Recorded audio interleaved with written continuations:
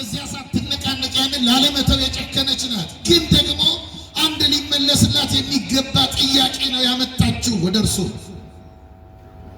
የት ነው የምንሰግደው? እስራኤል በዚህ ነው የሚሰግዱት በኢየሩሳሌም፣ እኛ በዚህ ነው። እንዲህ እንጠይቃለን ብለን አያችሁ። ብዙዎቻችን የምንጨነቅባቸው ጉዳዮች ኦርቶዶክሳውያን ትንንሽ ጉዳዮች ናቸው። ትንንሽ ጉዳዮች ናቸው። የብዙዎቻችን ጥያቄዎች ትንንሽ ናቸው ማለት ቅርንጫፍ ስለሆኑ ጉዳዮች፣ በረከት ስለሆኑ ጉዳዮች ነው ጥያቄዎቻችን። ወደ ዋናው መዳን መምጣት ቸግሮናል። ለዚህ ነው የማንም መጫወቻ ምን ሆነው አያችሁ። ለዚህ ነው የማንም መጫወቻ የማንም የመንገደኛ መጫወቻ ምን ሆነው ማንም ሰው በእግዚአብሔር ድምፅ የእግዚአብሔርን ድምፅ ይሻለው መልእክቱን ይሻለው ብሎ መጥቶ የሚጫወትብን መዳንን በትክክል ካለመፈለጋችን። ክርስቲያን ወደ መዳን ነው መምጣት ያለበት። ስለዚህ ጌታችን ምን አለ? አሁን ይህንን ታላቅ ጥያቄ ስትጠይቀው ለሳምራዊቱ ሲመልስላት ምን አለ? የዮሐንስ ወንጌል ምዕራፍ 4 ቁጥር 23 ላይ በእውነት የሚሰግዱ ለአብ በመንፈስና በእውነት የሚሰግዱበት ጊዜ ይመጣል፣ አሁንም ሆኗል፣ አብ ሊሰግዱለት እንደነዚህ ያሉትን ይሻልና አላት። ይመጣል ምን? ለእግዚአብሔር በእውነትና በመንፈስ የሚሰገድበት አብ እግዚአብሔር አብ እንደነዚህ ያሉትን ይሻልና አለ ጌታ። ይሄ የጌታ ቃል ለሳምራዊቱ ለቀረበ ጥያቄ የተሰጠ መልስ ነው። የክርስቶስ ቃል ይሄ እግዚአብሔር የሚፈልገውን ንጹሕ አምልኮ የሚያስረዳ ንጹሕ አምልኮ፣ ያልተቀየጠ አምልኮ። የሴቲቱ ጥያቄ ተመልከቱ። አባቶቻችን በዚያ ሰገዱ፣ እኛ ደግሞ ቤት ነው የምንሰግደው የሚል በዚህ እንሰግዳለን። እውነት ግን የት ነው ያለው? እንዴት ነው የሚሰገደው አለች። ጌታ ቀጠለ እንዲህ አለ፣ እናንተስ አለ ለማታውቁት ትሰግዳላችሁ። ኢየሱስም እንዲህ አላት፣ አንቺ ሴት እመኚኝ፣ በዚህ ተራራ ወይም በኢየሩሳሌም ላይ የማትሰግዱበት ጊዜ ይመጣል። እናንተ ስለማታውቁት ትሰግዳላችሁ። እኛ መዳን ከአይሁድ ነውና ለምናውቀው እንሰግዳለን። ነገር ግን በእውነት የሚሰግዱ ለአብ በመንፈስና በእውነት ሊሰግዱለት ይፈልጋል። ዛሬ የምናተኩረው ይሄ ነው። እግዚአብሔር አብ ምን ይፈልጋል አለ? በእውነትና በመንፈስ የሚሰግዱለት። እነዚህ ነው የሚፈልገው።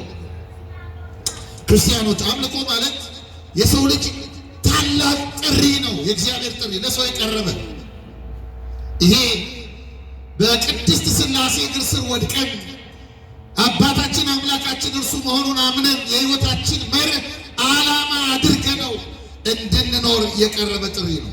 አምልኮ እግዚአብሔር፣ አምልኮተ እግዚአብሔር፣ እውነተኛ አምልኮ ምን ይፈልጋል ብትሉኝ፣ ሙሉ በሙሉ ራስን ለእግዚአብሔር መስጠት ይፈልጋል። አምስቱ የስሜት ሕዋሳቶቻችንን መስጠት፣ አምስቱ። ይሄ አምልኮተ እግዚአብሔር ተመልከቱ። ራሳችንን ለእግዚአብሔር መስጠት ብቻ አለ። በምስጢራዊ ሕይወት ከምስጢራት በመሳተፍ ሙሉ በሙሉ ራሳችንን ከእግዚአብሔር ጋር አንድ ወደ ማድረግ መሻገር።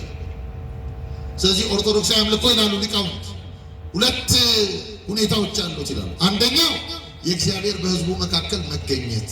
እስቲ በሉ የእግዚአብሔር በሉ እስቲ በሕዝቡ መካከል መገኘት። ይሄ መገለጥ ይባላል። መገለጥ ዘመኑም የመገለጥ ነው እንደምታውቁት። የእግዚአብሔር በሕዝቡ መካከል መገኘት። የእግዚአብሔር በሕዝቡ መካከል መገኘት ማለት እግዚአብሔር ለምንድን ነው የሚገለጠው ብትሉኝ፣ እግዚአብሔር ሕዝቡን ለመሰብሰብ ይገለጣል። ወዴት? ወደ ራሱ። እግዚአብሔር ለምን ይገለጣል ብትሉኝ፣ ሕዝቡን ለማዳን ይገለጣል። እግዚአብሔር ዓላማው ይሄ ነው። እግዚአብሔር እኛን ካዳነን በኋላ ከኃጢአት ካዳነን በኋላ ከበደል ካዳነን በኋላ የቀደመ ማንነታችንን ከለወጠው በኋላ ደግሞ አምላካችን እግዚአብሔር እርሱን እንድናመልከው የእርሱ እንድንሆን ይፈልጋል። እግዚአብሔር አንዱ ሁኔታ ነው። እግዚአብሔር በሕዝቡ መካከል መገኘት ነው። ሁለተኛው ደግሞ ለተገለጠው እግዚአብሔር ሕዝቡ የሚሰጠው ምላሽ፣ የምስጋና ምላሽ፣ የስግደት ምላሽ፣ የመገዛት ምላሽ። ይሄ እውነተኛ አምልኮ ነው። ይሄ እውነተኛ አምልኮ። ስለዚህ እውነተኛ አምልኮ በመንፈስና በእውነት ስለማምለክ ጌታችን ሁለት ነገሮች ተናግሯታል። ይህች ሴት አንደኛ በዚህም በዚያም የማትሰግዱበት የማትሰግዱበት ሰዓት ይመጣል። ሁለተኛ ደግሞ መዳን ከአይሁድ ነው አለ። እናንተ ለማታውቁት ትሰግዳላችሁ፣ እኛ ግን ለምናውቀው። መዳን ከአይሁድ ነው። ተመልከቱ፣ መዳን ለአይሁድ ብቻ ነው አይደለም ያለው። አይደለም እንደ ኦሪቱ ሕግ አይሁድን ብቻ እንደሚያስተናግደው ሕግ መዳን ለአይሁድ ብቻ ነው አይደለም ያለው። መዳን ግን ከአይሁድ ነው።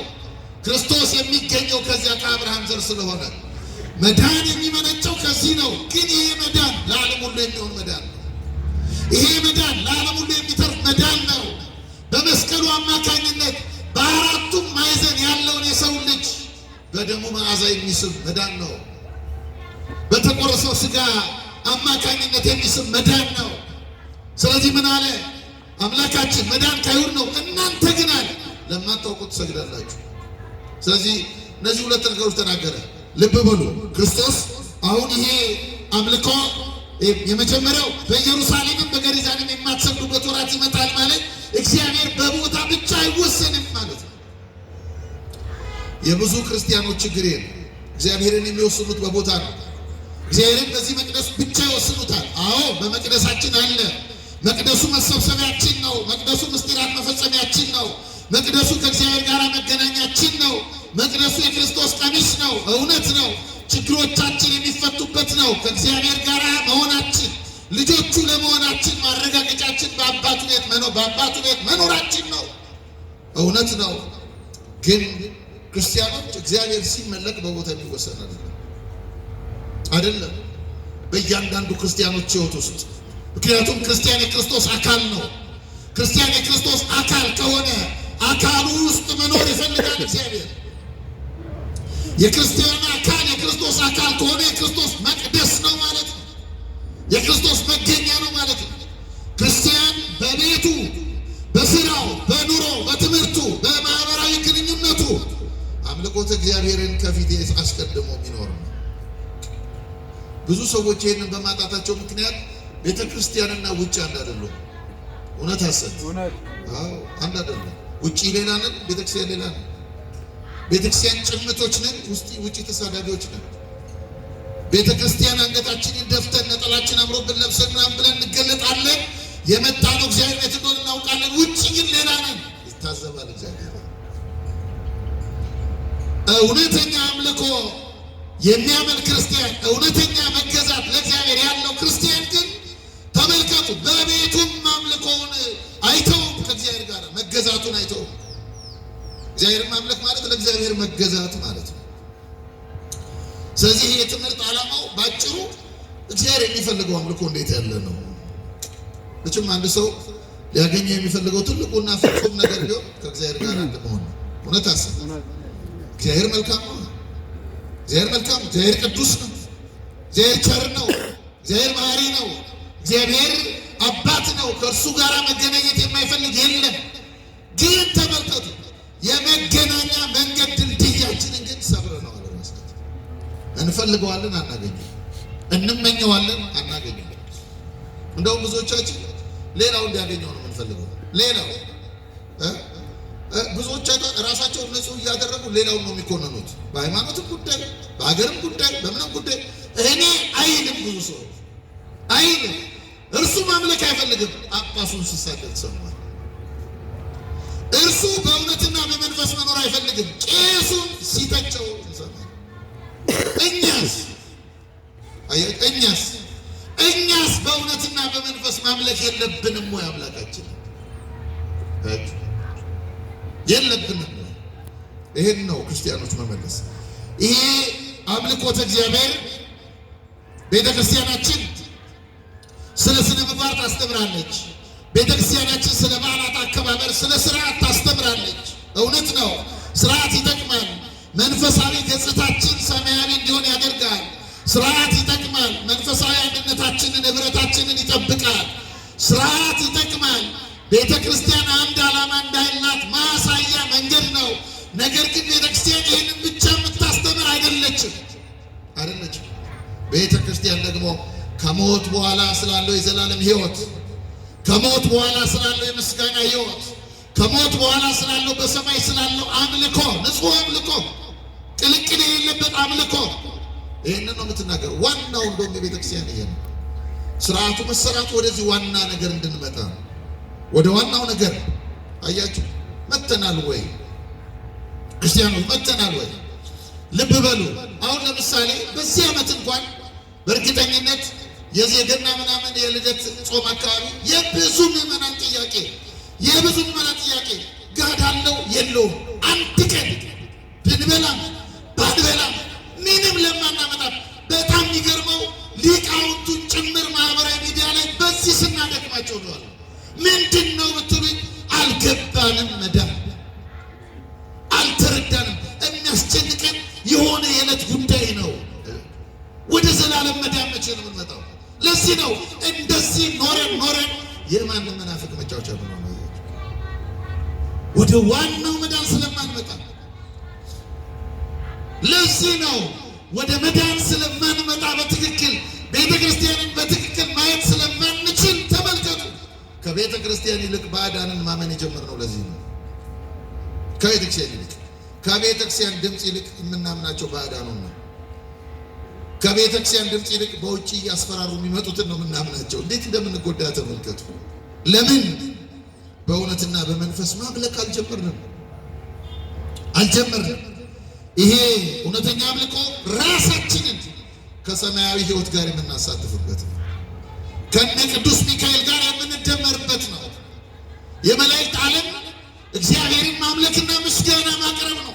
ሌት ተቀን እረፍት የሌለው ምስጋና፣ እረፍት የሌለው አምልኮ፣ ድካምም የማያውቅ ክርስቲያኖች ወደዚህ እውነተኛ አምልኮ እንዲመጡ እውነተኛ አምልኮ እስከቻልነው ድረስ አቅማችን እስከፈቀደ ድረስ ከእግዚአብሔር ጋር አንድ ወደ መሆን መምጣት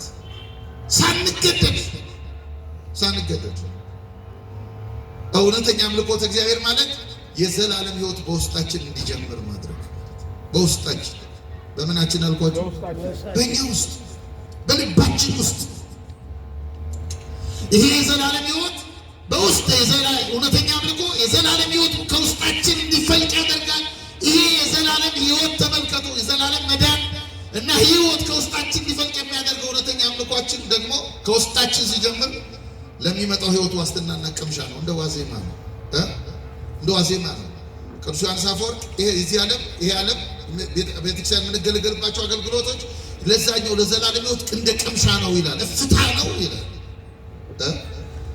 እንዴ እናቶች በሚገባቸው መንገድ ልግለጥላችሁ። ለምሳሌ አንድ የሆነ ዝክር ቢኖራችሁ ድግስ ብትደግሱ የአንድ አባት ቅዱስ አባት ይሆናል ወይ መድኃኔዓለም ዝክር የምትዘክሩ ጎረቤቶቻችሁ በዋዜማው ለዝክራችሁ የምታዘጋጁትን ያግዟቸዋል አይደል?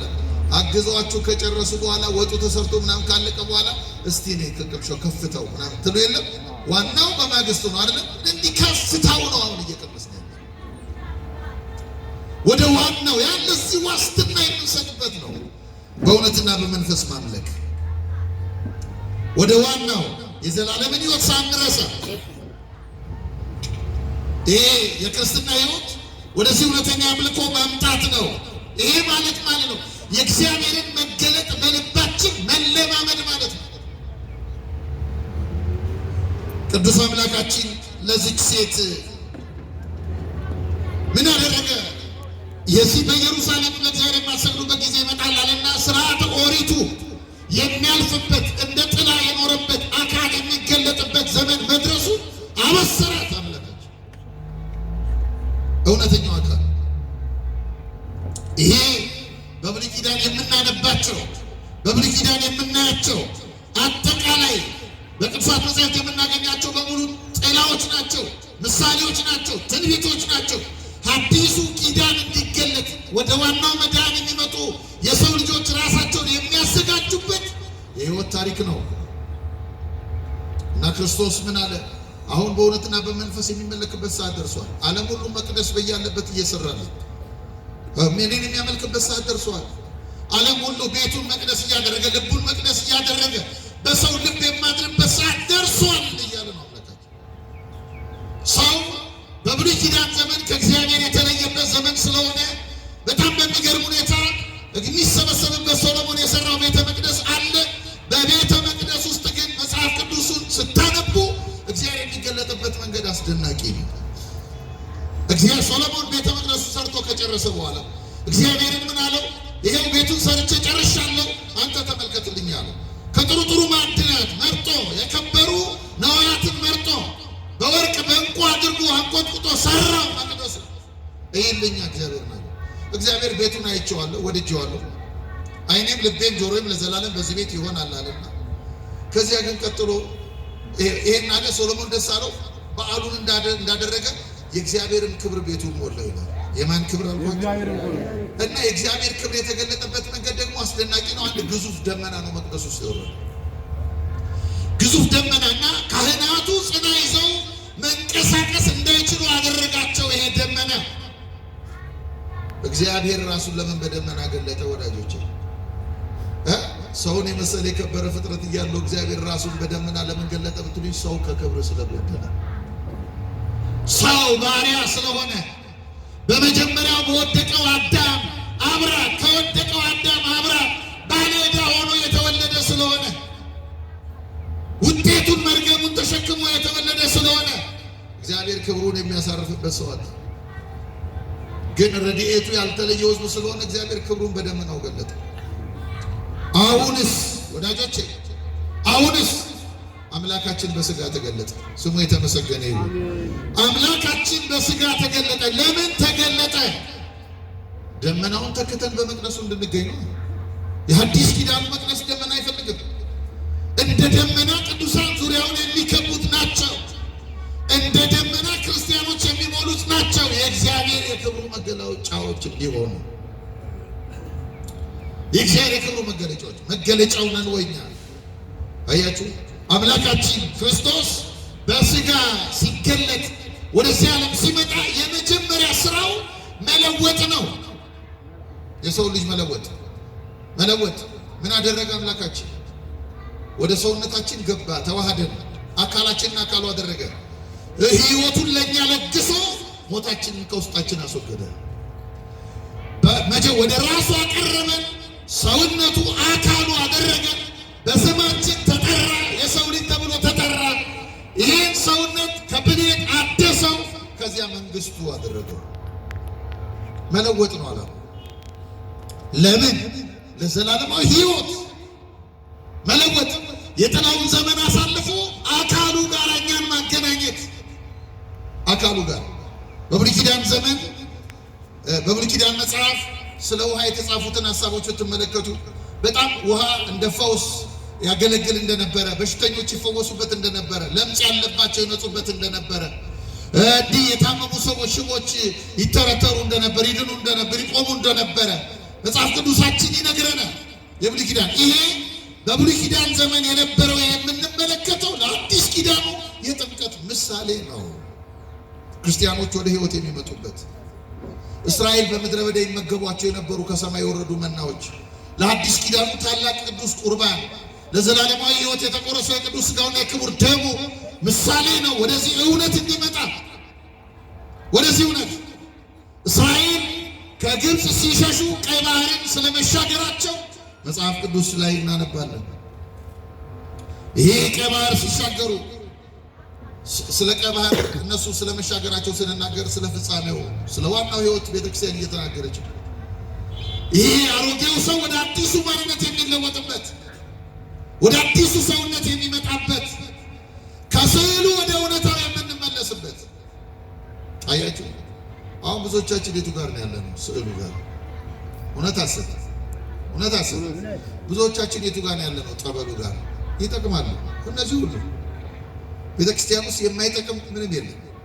ግን መሻገር የለብንም፣ ወደ ውስጥ የለብን። አሁን መድኃኔዓለም ስዕሌን ብቻ የተመለከተ ይድናል ብሎና፣ ስዕሌ ፊት የሰገደ ብቻ ይድናል ብሎና አላለንም። እንኳን ስዕሉን ራሱን እንኳን ሊመለከቱት ብቻ መጥቶ አልዳኑ። ምን ልታዩ መጣችሁ ነው ያላቸው። ክርስቲያን የሚድነው ወዳጆቼ ወደ እውነት ሲመጣ ነው። ወደ እውነት ሙሴ ይሄን ታላቅ ሕዝብ እንዲያሻገር የተላከው ሙሴ ነው። ሙሴ ወደ ግብፅ ሲላክ ምንድነው ዓላማው? እግዚአብሔር የተቸገረውን ሕዝብ የተላከበት ምክንያት ነፃ እንዲያወጣ። አምባገነኑ ፈርዖን ይህንን እስከ ባህር ድረስ አሳዷቸዋል። እስከ ባህር 10 መቅሰፍት ገጥሞት በእነዚህ መቅሰፍት ሳይማር እስከ ባህር ድረስ አሳዷቸዋል። ምንድነው የምንረዳው? አሁንም ክርስቲያኖችን ወዳጆቼ ሀፍረት የማያውቀው ፍርሃት የማያውቀው በክርስቶስ የተሸነፈው ዲያብሎስ እስከ ሕይወት ወንዝ ድረስ ያሳድደናል። አይተውንም ግን እናመልጠዋለን። ለማምለጥ ራሳችንን አዘጋጅተናል። ይህን የሕይወት ወንዝ ከተሻገርን ወደ መዳን ወንዝ ስንደርስ ያን ጊዜ ፈርዖን ባህር ውስጥ ነው የሰጠመው። የእኛም ጠላት ሰጥሟል። በክርስቶስ በጥምቀቱ ውሃ አምላካችን ተመልከቱ፣ የእኛን ሰውነት የሟች የሆነውን ሰውነት ወደ ሕይወት ለወጠው። ማንነቱ አድርጎት ወደ ውስጣችን ገብቶ ውሃውንም ደግሞ ተመልከቱ፣ አምላካችን ተጠመቀበትና ለወጠው። የሕይወት ምንጭ አደረገው። መለወጥ መቅደሱን ለወጠው። በጌታችን በእመቤታችን እጅ ሆኖ በሕፃንነቱ ወደ ቤተ መቅደስ ሲገባ በያን ተስፋ ይጠብቅ የነበረ ስምዖን አረጋዊ በስተርጅና በ500 ዓመቱ ክርስቶስን ተቀብሎ በክንዱ አቅፎ አቤቱ በሕዝብ ሁሉ ፊት ያዘጋጀው ማዳንህን ዓይኖቼ ተመልክተዋልና ባሪያህን በሰላም ታሰናብተዋል። ክርስቶስ ሲገባ መቅደሱን ለወጠው፣ አከበረው። መስዋዕተ ኦሪቱን አስወገደው። እርሱ ገባ። መቅደሱ በክርስቶስ መገኘት ተለወጠ። ይሄ ብቻ አይደለም። በቃና ዘገሊላ ውሃውን ወደ ወይን ጠጅ ለወጠው። አያችሁ፣ አዲሱን የተስፋ ዘመን የዘላለም ተስፋ ዘመን ሰጠን። አዲሱ ወይን የዘላለማዊ ሕይወት የተስፋ ዘመን ነው። እነዚያ 6ቱ ጋኖች የ6ቱ ዘመናት ምሳሌዎች ናቸው። በብሉይ ኪዳን 5 ዘመናት አልፈዋል። 6ኛው ዘመን የክርስቶስ ነው። 5ቱ ዘመናት ተስፋ ብቻ ያልተጨበጠ ምናምን ሳይመለከቱ አባቶቻችን በተስፋ ብቻ ያለፉበት ዘመን። የሰውት መስዋዕት አለ፣ ክህነት ነበራቸው፣ መቅደስ ነበራቸው። እነዚህ ነገሮች ሁሉ ወደ መዳን ሊያደርሷቸው አልቻሉም። ተመልከቱ ወዳጆች፣ ፈርዖን በባህር ውስጥ እንደሰጠመ የኔና እናንተ ጠላት ዲያብሎስ በውሃ ውስጥ ሰጥሟል። በተጠመቅንበት እኛ ልጅነትን ባገኘንበት ዲያብሎስ በመዳናችን ውሃ ውስጥ ጠፍቷል።